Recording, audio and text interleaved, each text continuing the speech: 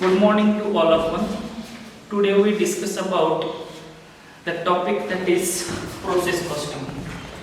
While discussing about the process costing, we frame a particular plan to discuss about what is the meaning of process costing, what are the features of process costing, as well as what are the advantages, disadvantages, and many more. And that's why before we start the process costing, we go through the introduction.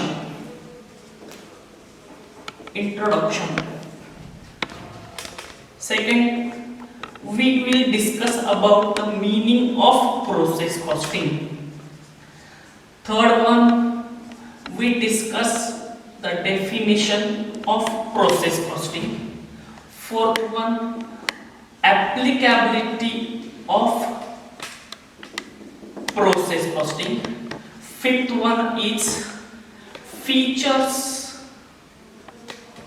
of process costing. Then we discuss about the disadvantages of process costing.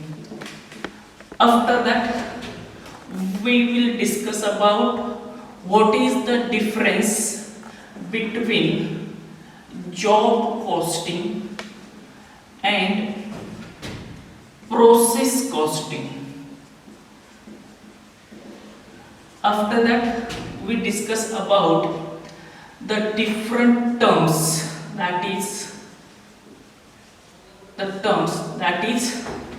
the joint, that is the normal loss. Second, abnormal loss. Third one is abnormal gain. Fourth one is byproduct. Fifth one is joint product.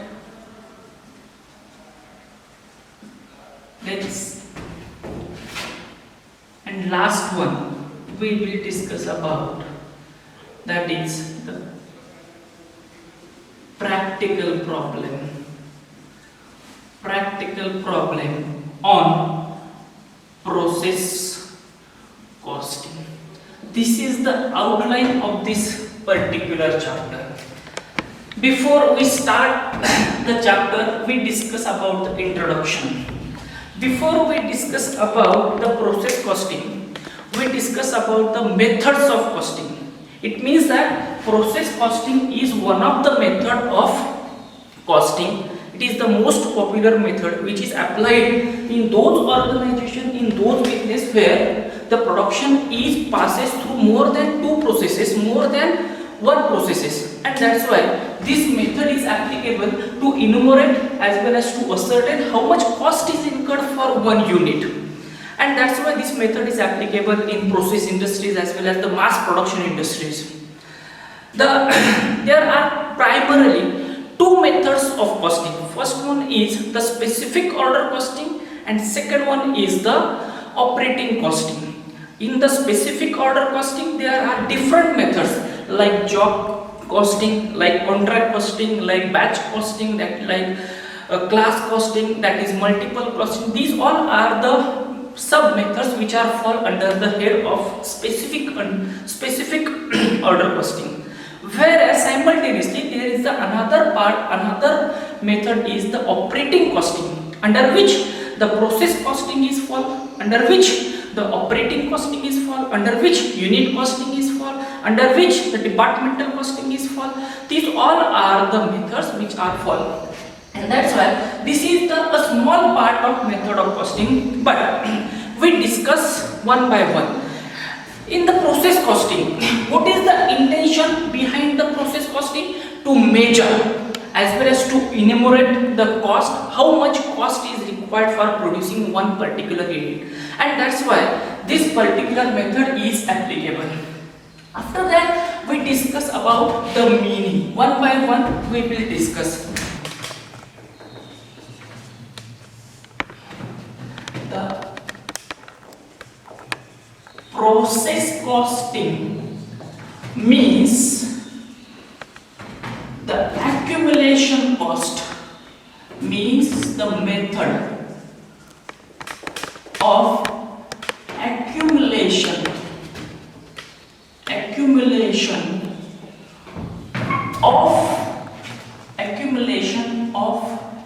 accumulation cost of production is known as process costing.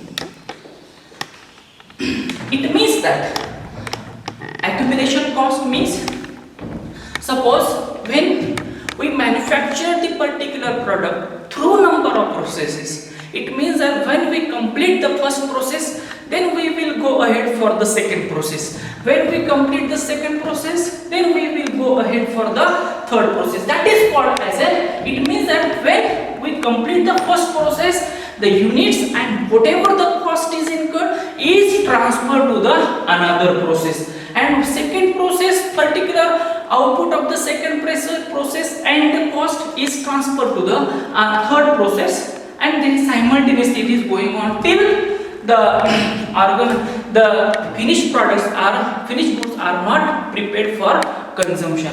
And that's why the accumulation cost of production is known as process costing. Then third point one is the definition, which is defined by ICMA London. Which is the definition? That form of operation costing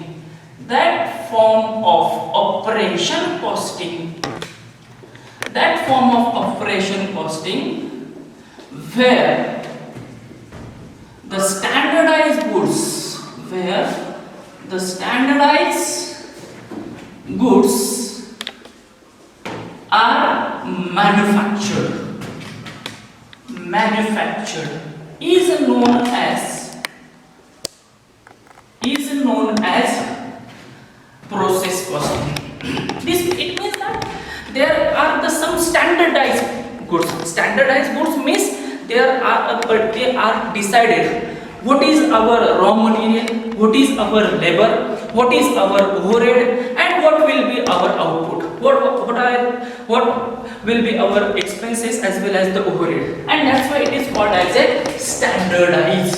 It means that when we go for the production as well as when we want to manufacture the products, then before manufacturing the goods or particular product, consumable product, we can estimate, we can forecast how much quantity will be produced after completion of a particular process as well as define the processes, and that's why it is called as a standard. It means that they are decided the standard for manufacturing of goods, for production of a particular commodity, and that's why they define the definition, that is that form of operating costing where the standardized goods are manufactured.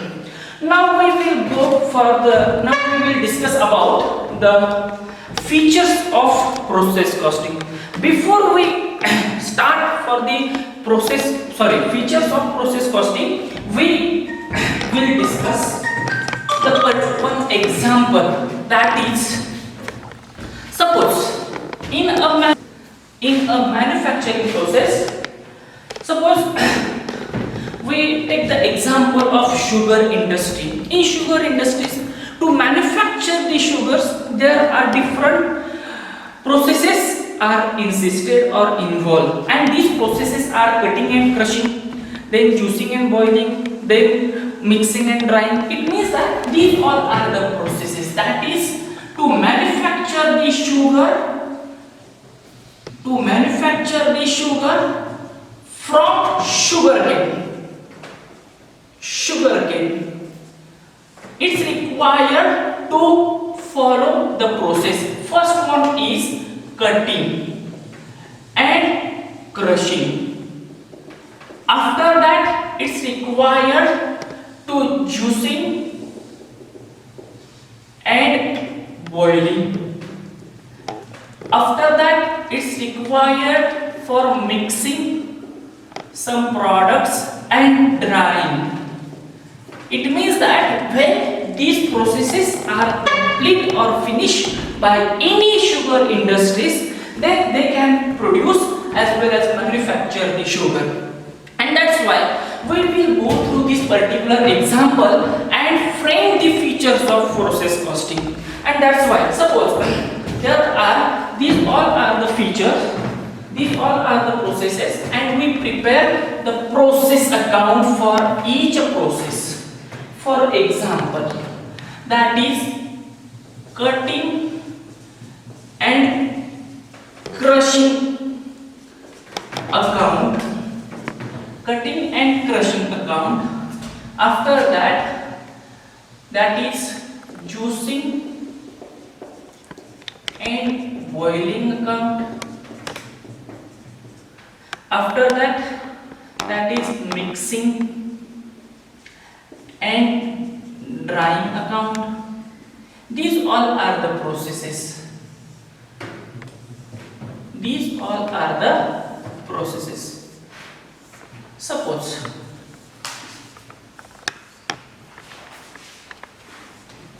this is the example.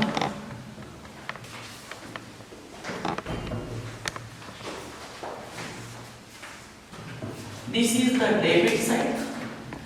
Quantity, total cost, particular, quantity, total cost, debit side, credit side, debit side, credit side.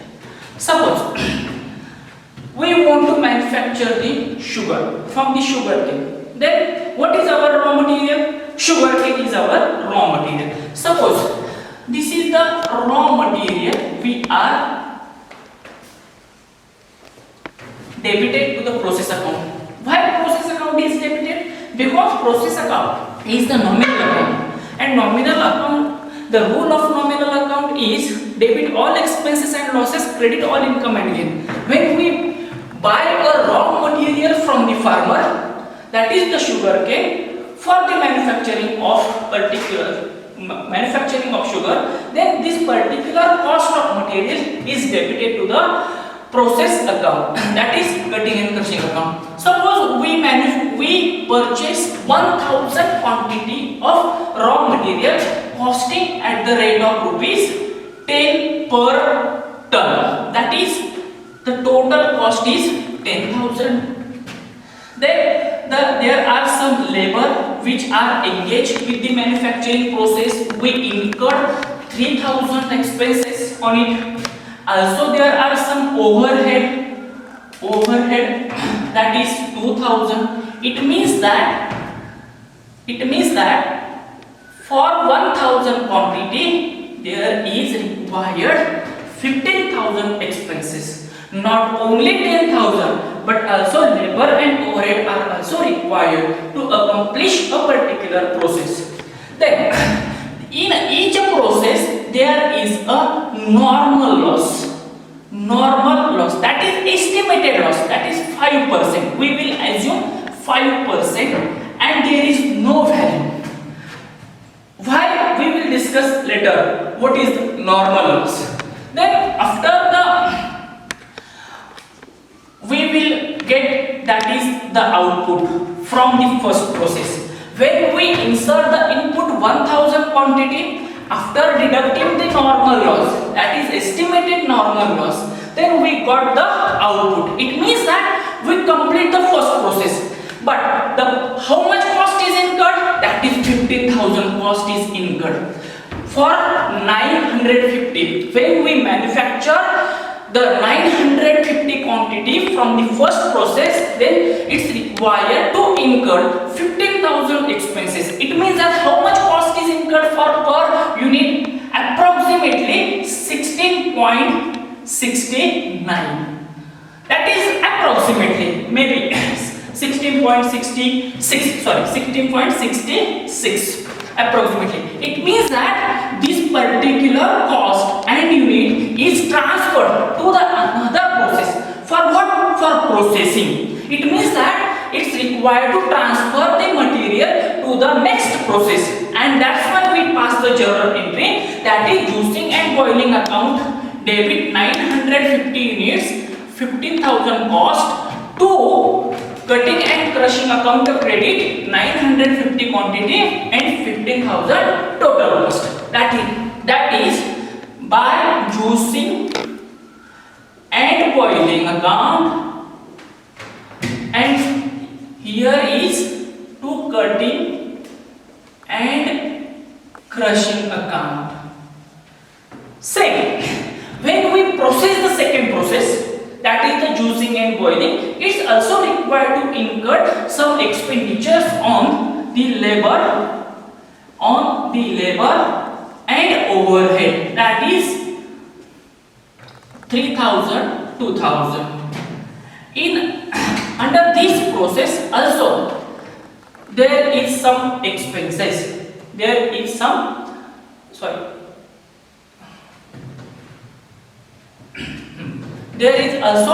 normal loss.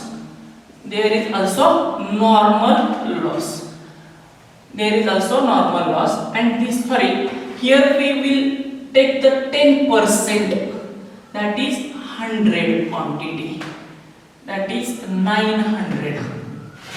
Then it will be right. Normal loss, that is 10% of input, that is 90 units. There is no value. Then we got the output, that is 810 quantity, and the value of is 20,000. Here is also the total is 1,000 and 15,000, 900 and 20,000. Then what is the cost of the output of second process? It means that when we accumulate these all costs, then divided by this particular quantity, then we got a particular unit per cost, that is 20,000. The cost is approximately 24.69 per unit, per quantity or per unit, and this quantity and the cost is transferred to the third process, and that's why we pass the entry, that is mixing and drying account debit 810 quantity, 20,000 cost, to juicing and boiling account credit 810 quantity and 20,000 cost. That is to juicing and boiling account, and here is the mixing and drying account. Here is also required, suppose in the last process it's required to mix some particular product into the main product, and then we get the finished product, and that's why we purchase the additional material for this process, that is 90 quantity at the rate of rupees 100 each, that is 9,000. 100 each. Then we also incurred some expenditures towards the labor, that is 6,000, and to overhead, that is 5,000. It means that the quantity is 900 and cost is rupees 40,000. Then there is also normal loss, which is approximately 11%. We will assume 100 quantities should be destroyed when we process the third process, and that's why we got the last process. It's not required to transfer to another process, because this is the last process, and in the last process we got the finished product, which is consumable, finished goods. How much quantity? That is 800 quantities. How much the cost is incurred? That is 40,000 cost is incurred, and that's why what is the cost per unit when we produce the last consumable product 800 quantities? Then what is the cost? that is rupees 50 per quantity. It means that when we manufacture the process, the cost is increasing process wise, as well as when we complete the first process, when we purchase the material at the rate of rupees 10, the cost is rupees 16.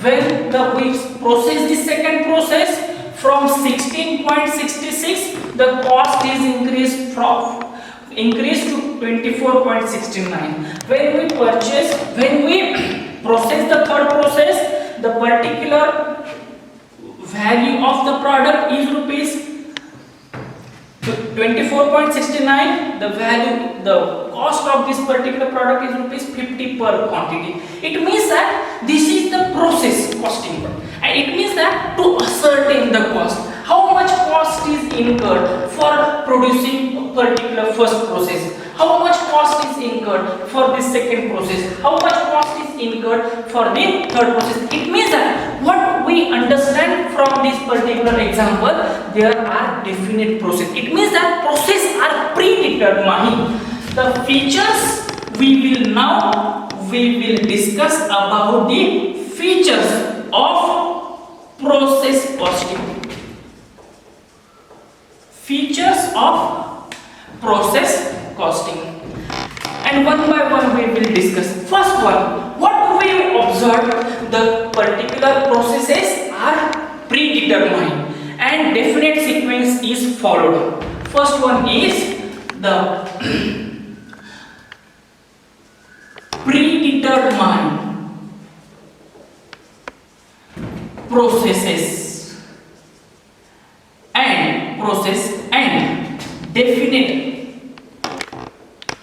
sequence is followed. Definite sequence is followed. It means that one by one they complete the particular process. After that, second one is what we observe. Second particular feature of the process costing. It means that in each of the process, to fulfill as well as to completion of the process, it's required a separate plant. It's required a separate machinery, and that's why each plant is divided into processes, and it is also divided into the processes. Third one, what we observe, third one is from the particular example we frame the features, we frame the particular characteristics of process costing. First one is the predetermined processes and definite sequence is followed. Second one is the each plant is divided into process. Third one is in each process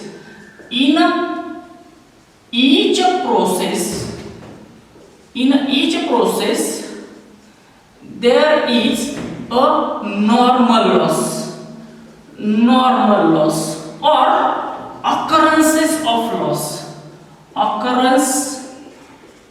loss, that is shrinkage,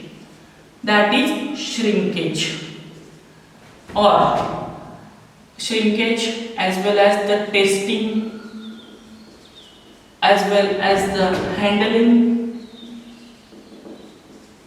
These all are the loss are treated as a normal loss. In a simple word, what is the normal loss? We take the one example, that is the normal loss. Suppose when we visit to a particular sweet shop and we ask the different prices, and what is the taste of the peda, what is the taste of barfi, what is the taste of kaju katli, what is the taste of halwai.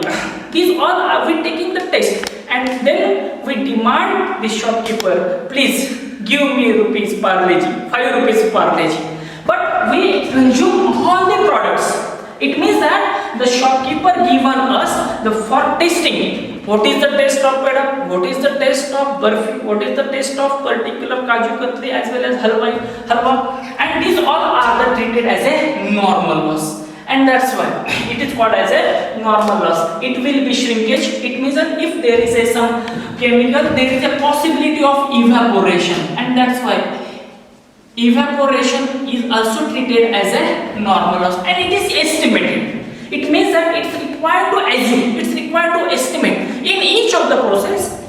When we transfer the material from one process to another process, at the time of handling, at the time of carrying the particular goods from one process to the second process, there is a possibility to drop this particular material, drop down the particular material, and that's why it is called as a normal loss. Third one, after the third one, fourth one is the particular process. It means that here is the cost is different, here is the cost is different, and here is also cost is different. It means that what we observe, the process is the cost center. Process is the cost center. And fifth one is the unit of cost. Unit of cost is the cost center. First one is the particular process is the cost center, and next one is the unit. It means that this is 16.60 per unit. There is a 24.69 unit per unit. Here is 50 per quantity, 50 per unit. This is called as a unit of cost is the cost center. Next one is what we observe. It means that the output of first process is input of next process. Output of second process become the input of third process. It means that we also frame the feature the output of one process. Output of one process is the input of next process. Input of next process. Next one is number 7. Number 7. The cost, when we found the 900 as a output of the first process, then what is the cost per unit? That is 16.66. It means that in each process there is an average cost. In each process there is an average cost. After that, number 8. In the first process, it means that we manufacture 900 quantities. In second process, we manufacture 810 quantities. In third process, we manufacture 800 quantities. It means that these 900 quantities are identical. These 810 quantities are identical. These 800 quantities are identical in terms of shape, size, weight, color, taste, whatever. It means that there is no any discrimination. It means that the output of each process is identical.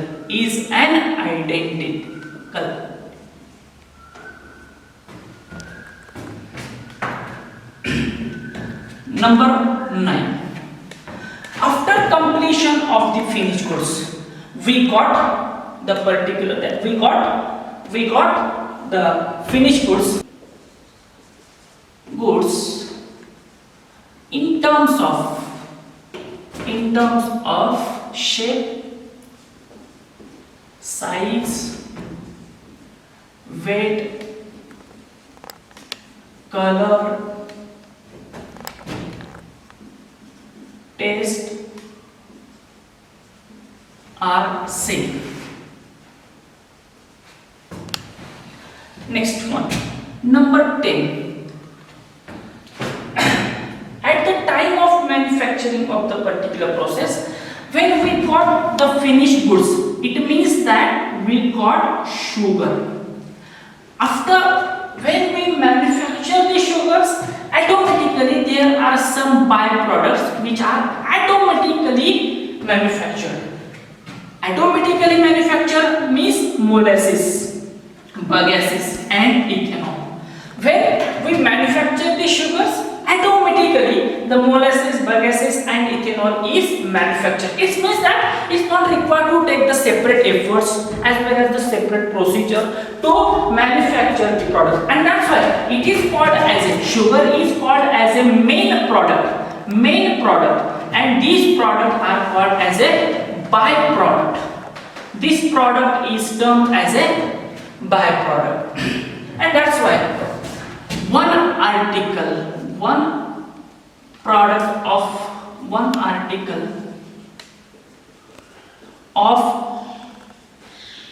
product may arise to give two or more byproduct. Next one is number 11. What we observed when we manufacture the 900 quantities and incur the 15,000 expenses, this transfer to the second process. Then we also accumulate this cost and also quantity and then transfer to the third processes. It means that cost follow the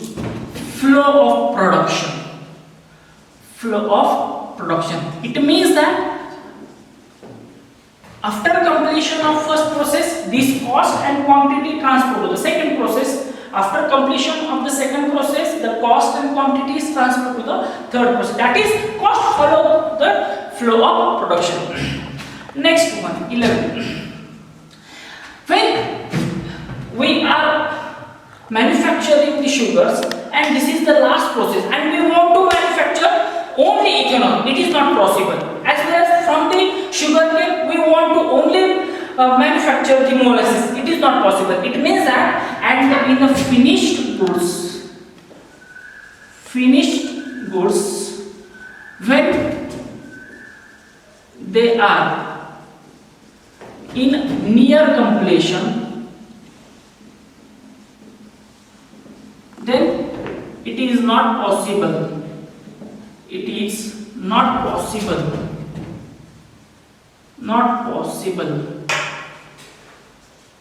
To change the idea of production as well as goods.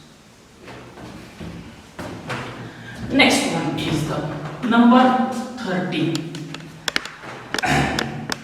The finished goods, when they are near completion, then it is not possible to change the idea of production. We could not change when the production is in near completion. Next one is number 30. The process. Next one is the